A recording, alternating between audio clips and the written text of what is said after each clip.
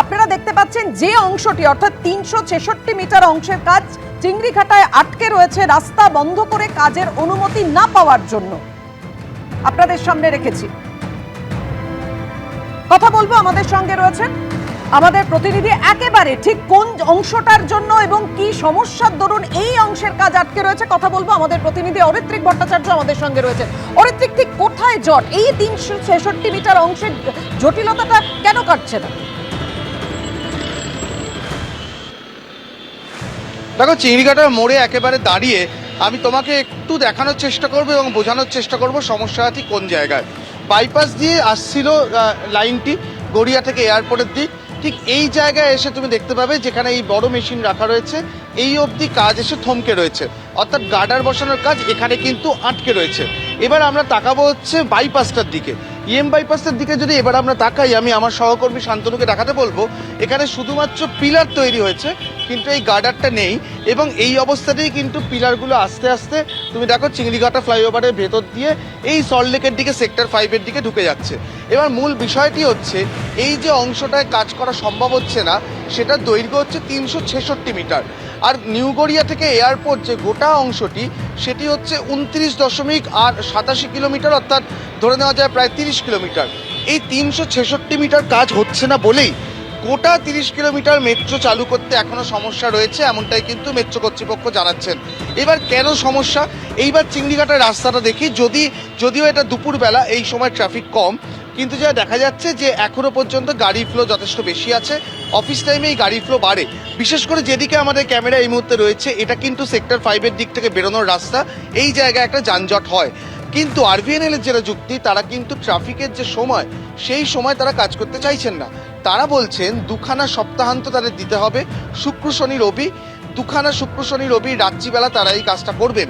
কিন্তু বিভিন্ন সময় বিভিন্ন কারণে কলকাতা পুলিশ সেই যে ছাড়পত্র সেটা বারবার দেয়নি। অবশেষে 2025 জুলাই মাসে একটি পিআইএল হয় হাইকোর্টে, এবং তারপরে কিন্তু একাধিকবার হাইকোর্টের নির্দেশে সব পক্ষ কিন্তু আলোচনায় বসে, সম্ভাব্য দিন ধার্য হয় একবার নভেম্বরে, সেখানেও কিন্তু ছাড়পত্র দেওয়া হয়নি। তখন পুজো, কালী পুজো, এই যুক্তিগুলো কলকাতা ট্রাফিক পুলিশের তরফ থেকে দেওয়া হয়েছিল। পরবর্তী সময় দেখা যায় যে উৎসবের সময় আরও বাড়ে, বড়দিন বা ডিসেম্বরে ফেস্টিভ্যাল চলে, ওই উইকেন্ডগুলোয় বেশিরভাগ সময় দেখা গেছিলো কলকাতায় বেশ কিছু ম্যারাথন ছিল, সেটার জন্য কারণ দেখানো হয়।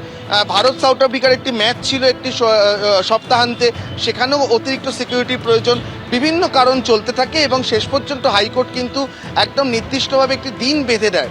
কিন্তু সেই দিনেরও কাছাকাছি মাধ্যমিক শুরু হয়ে যাচ্ছিল, এই যুক্তিতে কিন্তু তখনও ছাড়পত্র দেওয়া হয়নি। অবশেষে রাজ্য সরকারের তরফ থেকে সুপ্রিম কোর্টে যাওয়া হয় এবং বলা হয় যে এই সমস্যা হচ্ছে। আজকে তার নির্দেশ, যেটা সৌভিক বিস্তারিতভাবে পড়ে শোনালো। তবে যেটা বলে রাখা দরকার যে এই অরেঞ্জ লাইন অর্থাৎ নিউ গড়িয়া থেকে এয়ারপোর্ট, যেটা প্রাথমিকভাবে কিছুদিন আগেও ডেডলাইন ছিল ডিসেম্বর 2026, ইতিমধ্যেই যেটা জানা যাচ্ছে যে এখন আজকে থেকেই যদি এই কাজ শুরু করতে দেওয়া হয় তাহলেও শেষ হতে 2028 শেষ হয়ে যাবে।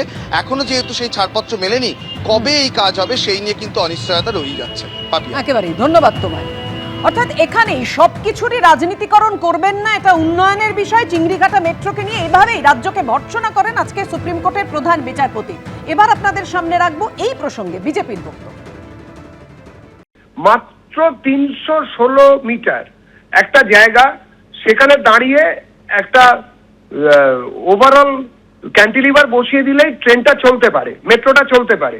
দক্ষিণ কলকাতার সঙ্গে উত্তর কলকাতা, এমনকি দক্ষিণ কলকাতা লাগোয়া দক্ষিণ 24 পরগনার বিস্তীর্ণ এলাকাকে যে জায়গা, যে রাস্তার সুবিধা হতো, পরিবহনের সুবিধা হতো, জনপরিবহনের, সেটাকে ধ্বংস করছে। ভূভারতের ইতিহাসে এই প্রথম যে একটি রাজ্য সরকার তারা কিনা সেই রাজ্যবাসীর জন্য একটি ব্যবস্থা তাকে ধ্বংস করার জন্য সুপ্রিম কোর্টে গিয়ে মামলা করছেন। সুপ্রিম কোর্টের রায়কে স্বাগত, অবজারভেশনকেও স্বাগত, তবে বাঙালি আর তৃণমূলের সঙ্গে নেই, এই নির্বাচনে তৃণমূলের বিসর্জন হবেই। অর্থাৎ বারবার রাজ্যের অসহযোগিতার দিকে আঙুল তুলছে বিজেপি। তৃণমূলের কি বক্তব্য, কি বলেছেন তৃণমূলের মুখপাত্র অরূপ চক্রবর্তী, দেখুন। সাধারণ মানুষের যাতায়াত অসুবিধা হওয়াটা অসুবিধা নয়। এখন কি মোদিজি আর অমিত শাহ যাতায়াত অসুবিধা হবে বলে এখন করতে পারবে না? প্রশ্নটা সেখানে নয়, প্রশ্নটা হচ্ছে এর সুরাহা হোক সকলে চায়, এই যে মেট্রোর কথা বলা হচ্ছে, মেট্রো প্রজেক্টটা কে তৈরি করে গেছিলেন? মমতা ব্যানার্জি যখন রেলমন্ত্রী ছিলেন 2009 সালে, তখন সেই সময় অ্যানাউন্স প্রজেক্ট। গড়িয়া থেকে বিমানবন্দর মেট্রো প্রকল্প ঘোষণা শুধু না, তার জন্য বাজেটারি অ্যালোকেশন, ফান্ড অ্যালোকেশন সমস্ত যিনি করে গেছিলেন তার নাম মমতা বন্দ্যোপাধ্যায়। সেই মেট্রো প্রকল্প প্রায় শেষের মুখে বহু আগে হয়ে যেত। দীর্ঘদিন ধরে কেন্দ্রীয় মোদী সরকার তারা দীর্ঘসূত্রিতা করে টাকা বরাদ্দ না করে আটকে রেখেছিল। এখন ভোটের মুখে যখন মনে পড়েছে সেটা নিয়ে নাটক করতে হবে, রাজনীতি করতে হবে। এখন নির্বাচন কমিশনের হাতে ফুল অ্যাডমিনিস্ট্রেশন রয়েছে, ওরা অর্ডার দিয়ে করাক না, যদি এতই সহজ হয় বিষয়টা। চিংড়িঘাটার মেট্রোর কাজ নিয়ে আপনারা জানেন দীর্ঘদিন ধরে টানাপোড়েন চলছে। আজকে সর্বোচ্চ আদালত কি বলল জানাবো আপনাদের। সুযোগ দিচ্ছি, হয় মামলা তুলে নিন, না হলে খারিজ করে দেব। চিংড়িঘাটা মেট্রোর কাজ নিয়ে এভাবেই রাজ্যকে সর্বোচ্চ আদালতের হুঁশিয়ারি। রাজ্যের একগুঁয়ে মনোভাবেই আটকে চিংড়িঘাটা মেট্রোর কাজ হবে হাইকোর্টের নির্দেশে। হাইকোর্টই সময় বেঁধে দেবে। রাজ্যকে তীব্র ভর্ৎসনা করে স্পষ্ট জানিয়ে দিয়েছে সুপ্রিম কোর্ট। কথা বলবো, আমাদের সঙ্গে রয়েছেন আমাদের প্রতিনিধি সৌভিক মজুমদার। সৌভিক, বিশদে জানাও আজকে সুপ্রিম কোর্টে কি হলো। দেখো, সুপ্রিম কোর্টে মূলত এই মামলা রাজ্য সরকারের তরফ থেকে করা হয়েছিল এবং কলকাতা হাইকোর্ট মেট্রো সংক্রান্ত যে নির্দেশ দিয়েছে সেটাকে চ্যালেঞ্জ করে করা হয়েছিল। এখন এই মামলার শুরুতেই সুপ্রিম কোর্ট কিন্তু রাজ্য সরকারকে তীব্র ভর্ৎসনা করেছেন এবং এই মামলা নিয়ে সুপ্রিম কোর্টের কি মনোভাব সেটা কিন্তু প্রথম লাইনেই ব্যক্ত করেছেন। অর্থাৎ সুপ্রিম কোর্টে যখন মামলা শুরু হয় সেই সময় মাননীয় বিচারপতিরা তাদের যে মনোভাব সেটা ব্যক্ত করেছেন।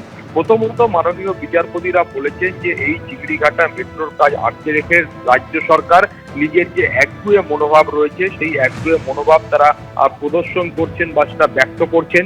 তারপরে সুপ্রিম কোর্টের মাননীয় বিচারপতিরা বলেছেন যে এই মামলার ক্ষেত্রে কলকাতা হাইকোর্টের তরফ থেকে যথেষ্ট সংযম দেখানো হয়েছিল, যথেষ্ট সময় দেওয়া হয়েছিল এবং বারবার এই মামলার ক্ষেত্রে বিভিন্ন ধরনের নির্দেশ দেওয়া হয়েছে, রাজ্য সরকারকে সময় দেওয়া হয়েছে, কিন্তু সরকার সেই সময় মোতাবেক কাজ করেনি।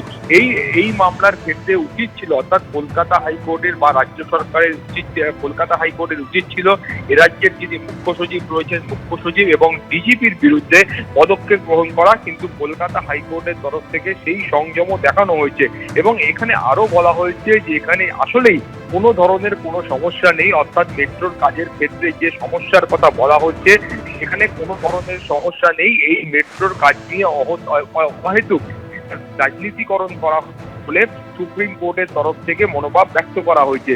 সুপ্রিম কোর্টের তরফ থেকে এটাও কিন্তু খুব স্পষ্ট করে বলা হয়েছে যে কলকাতার যে মেট্রো রেল প্রকল্পের কাজ চলছে সেই মেট্রো প্রকল্পের কাজটাকে বিলম্বিত করাই কিন্তু রাজ্য সরকারের মূল উদ্দেশ্য, বা রাজ্য সরকার চাইছে এই মেট্রো প্রকল্পের কাজটাকে বিলম্বিত করে দেওয়ার জন্য। এই মর্মেই কিন্তু সুপ্রিম কোর্টের তরফ থেকে আজকে একাধিক মন্তব্য করা হয়েছে। তার পাশাপাশি স্পষ্ট হুঁশিয়ারি দেওয়া হয়েছে রাজ্য সরকার চাইলে তারা এই মামলা প্রত্যাহার করে নিক, না হলে সুপ্রিম কোর্ট এই মামলা খারিজ করে দেবে। তোমাকে বলে রাখবো যে এই মামলার যখন কলকাতা হাইকোর্টে এসে পৌঁছয় সেই সময় মামলাকারীদের মূল বক্তব্য ছিল যে যে চিংড়িঘাটার কাছে যে 366 মিটার মতো এলাকা রয়েছে সেই এলাকার কিছুটা কাজ বাকি রয়েছে এবং সেখানে প্রায় 3 দিন যান নিয়ন্ত্রণ করতে পারলে, সেটাও রাত্রিবেলা যান নিয়ন্ত্রণ করতে পারলে সেখানকার কাজ সম্পূর্ণ হয়ে যাবে এবং একটা বড় অংশের মেট্রোর কাজ কিন্তু চালু হবে। কিন্তু তারপরেও তুমি জানো যে সেই কাজ চালু হয়নি। আরবিএনএল অর্থাৎ যারা এই মেট্রোর কাজ করছেন তাদের বক্তব্য ছিল তারা রাজ্য সরকারকে এবং পুলিশ প্রশাসনকে বারবার সময় চেয়েছেন এবং যান নিয়ন্ত্রণ করতে বলেছেন, কিন্তু সেই কাজ সম্পূর্ণ হয়নি। তারপর তারা কলকাতা হাইকোর্টে আসেন, কলকাতা হাইকোর্টের নির্দেশে একাধিকবার মিটিং হয়, কিন্তু সেই মিটিং এর পরেও কার্যত কোনো কাজ হয়নি। একদমই, ধন্যবাদ তোমায়। অর্থাৎ চিংড়িঘাটায় মেট্রো প্রকল্পের কাজে রাজ্যের একগুঁয়ে মনোভাব, কাজ আটকে রেখে একগুঁয়ে মনোভাব দেখিয়েছে রাজ্য। এভাবেই আজকে হুঁশিয়ারি এবং কড়া মন্তব্য সর্বোচ্চ আদালতে। এবিপি আনন্দ, এগিয়ে থাকে, এগিয়ে রাখে।